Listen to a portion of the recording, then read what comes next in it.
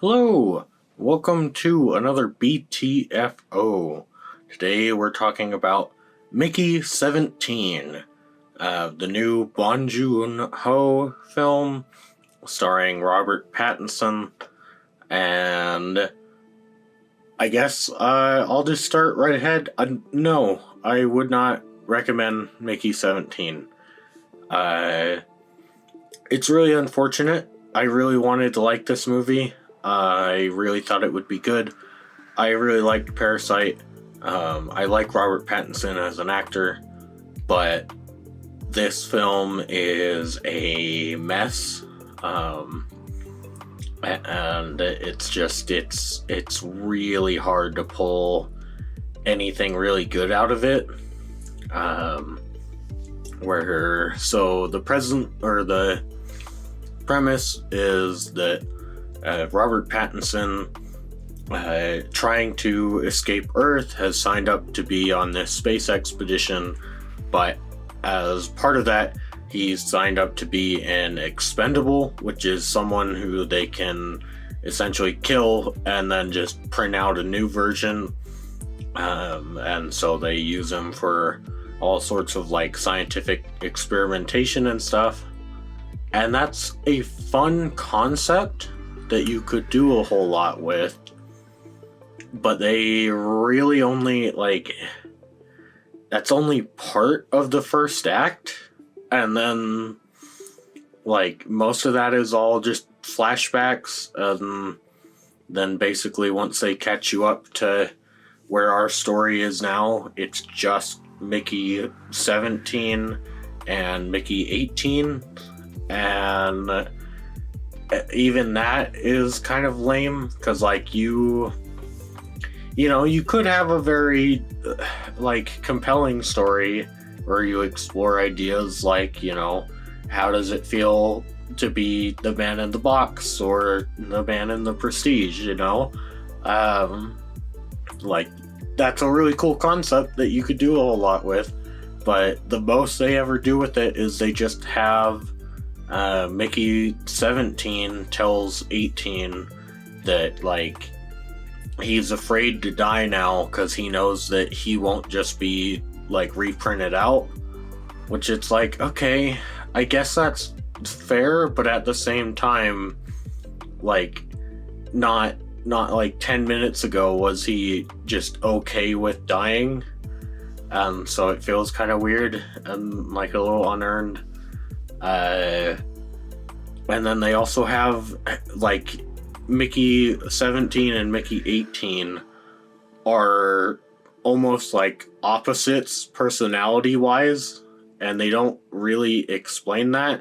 They just say, oh yeah, well, it turns out that all of the Mickeys are slightly different personality wise, which is really weird because it's is that the same person though? Because the film tries to argue that, but it's well, no, by the end of the movie, Mickey 18, what he ends up doing, it's well, Mickey 17 would not have been able to do that. His personality would not have allowed him to make that choice. So, no, they are separate people at this point, and so it's kind of weird that the film tries to argue that, oh, well, it turns out the whole time it was just Mickey Barnes. And it's well, no. I mean, we didn't get to know Mickey Barnes that well, so, there's a good chance that Mickey 17 probably doesn't resemble, Mickey Barnes' personality that much. Maybe physically, sure, but, I don't know, it's weird that they would make them into such different characters, especially for having the point that no, they're the same person. And there's some humor to be admired in the movie, which is nice when it shows up. However, there's also a lot of humor that is really grating and irritating, where, like, Mark Ruffalo, I like Mark Ruffalo as an actor. I think he can be really good at his best. I don't think this is one of those performances. In this, they have him play the guy in charge of the, like, space expedition, who is a failed politician with a, like, rabid fan base. And he's very clearly trying to just play it as Donald Trump, but it feels like it's written by people who don't like Donald Trump, and it's played by a guy who doesn't like Donald Trump. And it's like, that's fine, you like, don't get me wrong, you can have all the reasons in the world to not like Donald Trump. That's perfectly fine. But when you're trying to tell me that this character is someone who, like, has people actively support him, even after his death, right? Like, they show that, no, there are people who actively support him and his views on life. It's like, well, yeah, so you can't really make that person into just a, like, baffling buffoon that's also just really cruel. It's like, that doesn't, like, work. It feels way too one-dimensional. Where, like, it's one of those things that you think of, like, the Star Wars prequels, right? Where it's like, for all their flaws, at least, there is an effort in there to make Palpatine sort of compassionate to Anakin. So when Palpatine, like, reveals that he's Darth Sidious, that, it's like, at least we have some context for why Anakin would care about him. It's like, oh yeah, but they don't do that with Mark Ruffalo's character. He's just an incompetent asshole the whole time. And it's really weird because, like, at the end of the movie, they celebrate Mickey 18 sacrificing himself and killing Mark Ruffalo's character, like, at the same time. And earlier in the movie, Mickey 18 attempted to kill Mark Ruffalo's character. And for some reason, they stopped him, even though it's like, well, no, it seems like everyone was on board with that. And there wasn't a big, like, character change for Mark Ruffalo's character between, like, getting shot and, like, the rest of the movie. And it's really awkward, all of the, like, very heavy-handed political messaging in this movie, which it's like, why did you need to have that? Like, because especially when it's like your political commentary is just, I don't like Trump. It's like, cool, man. Do you, I don't know, want to talk about his policies or, like, his different viewpoints or the viewpoints of his supporters? Like, do you want to talk about that stuff? Or, like, because it feels almost like this movie was made, well, and honestly, I wouldn't be surprised if this movie was made expressly for the case that Donald Trump didn't win the last election, because they have Mark Ruffalo's character. They state several times throughout the film that he lost his last 2 elections, and that, like, he is a failed politician and a failed businessman.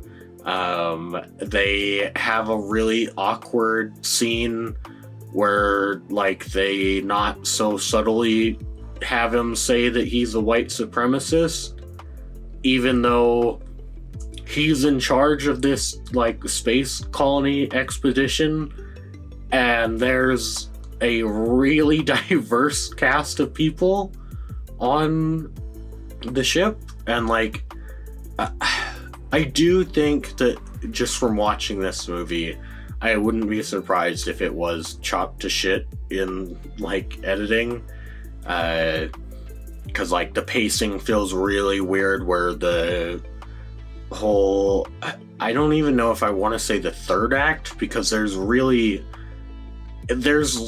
like there are 3 sections, but it feels like there's just sort of build up, conflict, and resolution, and like not really a 3-act structure, just more so like a 2-act structure, and then just 10 minutes of resolution. And so like it really slows down in that second part of the movie, where the aliens surround the ship. Like that whole part of the movie is like, geez, we've slowed down quite a bit, and we're not really progressing the plot like at all. Like, you know, there's not really a whole lot going on. But and like, yeah, it's weird where, because they reference that he's a white supremacist, even though he chose to have a very diverse group of people on his like ship, which is just bizarre, where it's like, oh, okay, so his colony to create the pure human society, which is, you know, supposed to be white supremacy. It includes black people, Asian people, Hispanics, Romani, like, you know, it's like, oh, yeah, it feels like we didn't really think about this one all that much, you know? Yeah, and like there's some things where, talking about it being cut to shit, there is a character named Kai, and she acts as sort of a like secondary love interest for Mickey, where she really wants to get with Mickey for some reason, but Mickey is always with Nasha, his girlfriend, and they like kind of have her in that first part of the movie, but then after the assassination scene for Mark Ruffalo, she completely disappears until the resolution of the movie. And it's like, oh, she was kind of like one of your main characters. It feels really weird that she's just gone. It's like, really, you didn't have a spot for her in the story? Like, you couldn't have written something for her? Okay, like, that's a choice. And it's also really weird where I guess they imply that she's bisexual, because the way the film like plays it out makes it seem as though they wanted her to be a lesbian, but then they've also just still got scenes where she's like very interested in Mickey. So it's just sort of like, oh, okay, like I guess she's bi. Like, you know, we see her get real close with some of her girlfriends, and like they make both of her girlfriends look like butch lesbians, and it's like, oh, okay, like, you know, they've both got the like shaved head look, and it's like, yeah, we couldn't be less stereotypical with that, could we? Like, you know, it feels really awkward. And it's also awkward where like they try and make the aliens into like the good guys, and they do the like weird thing of where like they have Mark Ruffalo say that he wants to kill the aliens, and Nasha is like, oh, you fucking idiot, like, don't you realize that we're on their planet? We're the aliens, asshole. And I was like, okay, yeah, but like, no, if this is going to be our colony, then it's like, well, like, they might as well be the aliens. But then, like, they reveal at the end of the movie that the aliens who had surrounded their ship and threatened to kill all of them if they like didn't get back one of their babies, that I guess they were all bluffing, and that like they couldn't have done that. and that humanity actually could have just wiped them out really easily, which, you know, it's like, okay, I guess that works, but at the same time, it really undervalues Mickey 18's sacrifice, because it's like, well, wait, like, if they were just bluffing, then, you know, it's like, why did they need one human to, like, die for the one baby that died? You know, it's like, no, they should have just been ecstatic that they got the other baby back. If anything, they probably should have just, like, left it alone, because it's like, no, you should be able to recognize that, like, your group of woolly mammoth bug type things, like, you're not gonna survive a civilization that can travel the stars. Like, you're not winning. And yeah, it's really awkward and kind of a mess. Like, kind of leaves loose ends everywhere. It picks some of them back up, but like, at that point, it's like, okay, did we really need that? Like, you know, it's a long movie too. It's like, I think that for how many of these things just either don't end up coming back into the plot or are super irrelevant. Like, they have a weird dream sequence that's shoved into the resolution, and it's like, yeah, I think we could have cut that, because I really don't think you gain anything from that other than saying, well, yeah, Mickey 17, you know, now he's slightly more confident. And it's like, okay, sure, man, you know, maybe if we showed him, I don't know, doing some actions that would make him more confident, like, you know, maybe if we showed him being more confident, you wouldn't have to put in a dream sequence to explain that to us. And yeah, it's so disappointing. I really wanted to like this movie, but it's really bad. Like, there's no other word for it. It's awful. So yeah, I hope that you enjoyed my B.T.F.O. You may not agree with me, and that's fine. I'd love to talk in the comments, but for now, that's it. So thank you, and bye-bye.